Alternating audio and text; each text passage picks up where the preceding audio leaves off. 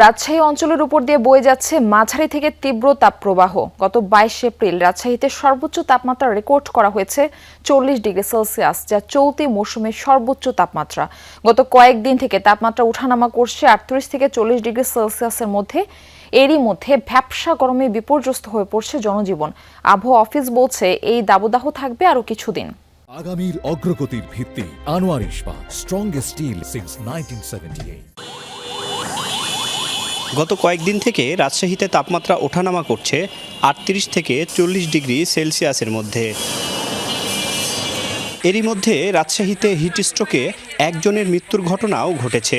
প্রখর রোদ আর ভ্যাপসা গরমে স্থবির হয়ে পড়েছে জনজীবন। খেটে খাওয়া ও কর্মজীবী মানুষের কষ্ট বেড়েছে কয়েক গুণ।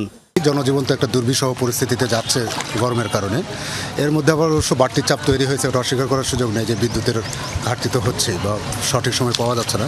এত তাপমাত্রা যে আমরা ঘরের ভিতরেও টিকা মনে হচ্ছে মুশকিল হয়ে যাচ্ছে আর কি।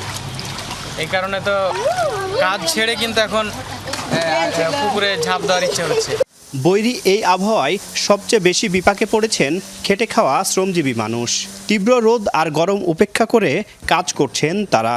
কাজ শেষে ক্লান্ত শরীরে অনেকেই রাস্তার পাশে গাছের ছায়ায় বসে বিশ্রাম নিচ্ছেন। 2 ঘন্টা 3 ঘন্টা কারেন্ট থাকছে না, রাত্রিবেলাতে আপনার ফুল ঘিরে বেড়াতে হচ্ছে, ছেলেপিলেগুলো বাইরে বসে থাকতে হচ্ছে। মানুষ বাড়িতে শান্তি পেয়েছে না ভাই, প্রচুর রোদ গরম ভাই। এই ধরেন এখানে বসে আছি, ভালো লাগছে আমাদেরকে। এদিকে তীব্র গরমে অতিরিক্ত লোডশেডিংয়ের কারণে সাধারণ মানুষের জীবনযাত্রা হয়ে উঠেছে চরম দুর্বিষহ। ঘরে বাইরে মিলছে না প্রশান্তি।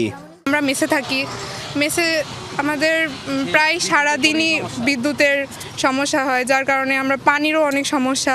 অতিরিক্ত গরম, যেখানে হচ্ছে পানি খেয়ে নিজের গরম কমাতে পারতেছি না, যার জন্য শরবত খেতে হচ্ছে ঠান্ডা পানি হিসেবে। আবহাওয়া অফিস বলছে রাজশাহীতে গত 22 এপ্রিল এই মৌসুমের সর্বোচ্চ তাপমাত্রা রেকর্ড করা হয়েছে 40 ডিগ্রি সেলসিয়াস। তীব্র এই দাবদাহ থাকবে আরও কিছুদিন। তারেক মাহমুদ, যমুনা নিউজ, রাজশাহী।